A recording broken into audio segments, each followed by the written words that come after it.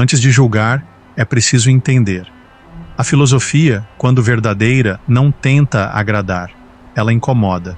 Ela destrói certezas, desafia emoções e faz perguntas que poucos têm coragem de responder. E Arthur Schopenhauer, talvez mais do que qualquer outro filósofo moderno, levou essa coragem ao extremo.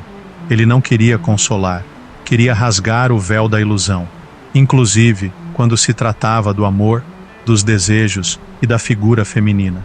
Schopenhauer escreveu com frieza, com brutalidade, com ironia. Suas palavras soam duras até para os ouvidos do século XXI, mas por trás de cada afirmação provocadora havia uma lógica, sombria sim, mas também coerente dentro de sua visão de mundo. Ele não via a mulher como um problema moral, nem como um problema social. Para ele, a mulher era um problema filosófico. Um espelho da vontade, aquela força cega que comanda todos os seres vivos rumo à reprodução, ao desejo, à ilusão e, consequentemente, ao sofrimento. Schopenhauer acreditava que tudo o que existe é expressão dessa vontade, irracional, insaciável e cega.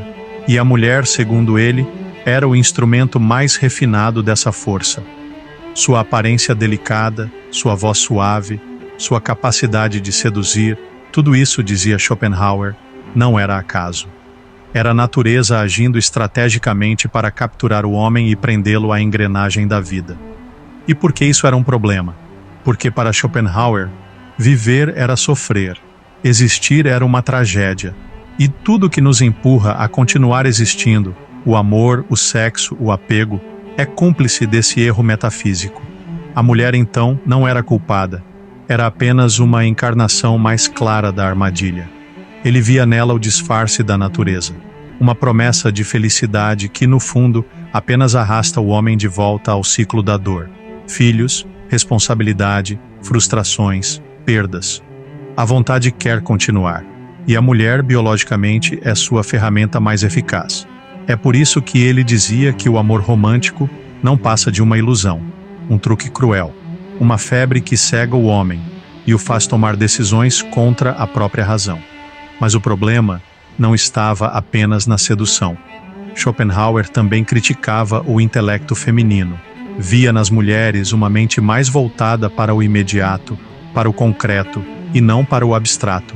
Para ele, elas eram mais instintivas, mais práticas, menos inclinadas à contemplação ou à filosofia. Por isso acreditava que não estavam talhadas para os grandes feitos intelectuais. Palavras duras, sim, e erradas, talvez, mas antes de refutar, é preciso compreender de onde vinham. Schopenhauer era um radical da renúncia, um pessimista por convicção. E nessa visão, tudo que reforça o ciclo da vontade é um obstáculo ao caminho da libertação. Homens e mulheres estão igualmente presos, mas ele via a mulher como o símbolo máximo da armadilha, não por malícia, mas por função biológica. Seu problema não era com a mulher como pessoa, era com o que ela simbolizava, a continuidade do erro da existência. Assim como o desejo é perigoso, o corpo é uma prisão. E a beleza é uma mentira.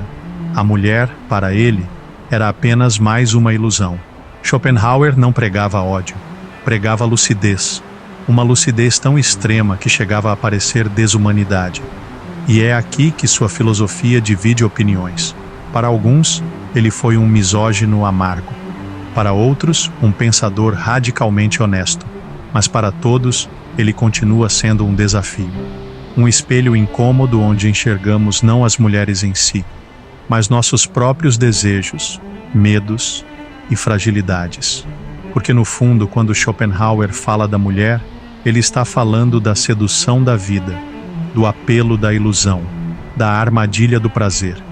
E ao nomear isso como problema filosófico, ele nos obriga a perguntar o quanto da nossa busca por amor é realmente livre, e o quanto é apenas um roteiro biológico que repetimos sem questionar. Talvez seja por isso que muitos preferem ignorá-lo, ou reduzi-lo a um rótulo fácil, porque encarar suas ideias significa encarar a possibilidade de que quase tudo o que valorizamos é, na verdade, parte da prisão. E ainda assim, há quem leia Schopenhauer não como um pregador do ódio, mas como um libertador silencioso. Um homem que tentou, à sua maneira, nos alertar sobre o preço invisível do desejo. Vivemos num tempo onde o desejo é estimulado a cada segundo, onde a ilusão é vendida como estilo de vida e onde a recusa ao prazer é vista como loucura. Nesse mundo, a filosofia de Schopenhauer é uma pedra no sapato, um incômodo constante, uma lembrança de que talvez a liberdade não esteja em ter mais, mas em desejar menos. Quando ele diz que a mulher é um problema filosófico, ele está dizendo, na verdade, que a própria vida é um problema filosófico. E se a mulher representa a força da vida, com sua beleza, seu mistério, seu magnetismo, então ela é, por excelência, a figura que desafia o filósofo a renunciar. Não se trata de ódio, se trata de escolha, de um caminho onde o desejo não reina, onde a contemplação toma o lugar da paixão, onde o silêncio é mais poderoso do que o grito do instinto.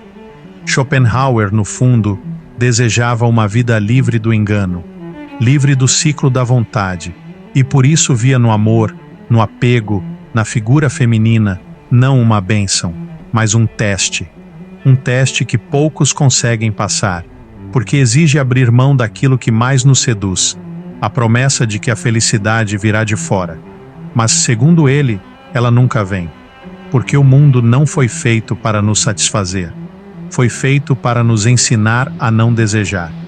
Essa é a proposta radical de sua filosofia, e talvez a mais difícil de todas. Mas se você chegou até aqui, é porque também está disposto a pensar além do que é confortável, a questionar até mesmo aquilo que sempre pareceu belo, romântico e inofensivo. E esse é o primeiro passo para a verdadeira liberdade, o desconforto de enxergar aquilo que todos preferem ignorar. Se esse vídeo te incomodou, talvez tenha cumprido seu papel, porque a filosofia verdadeira não consola, ela acorda.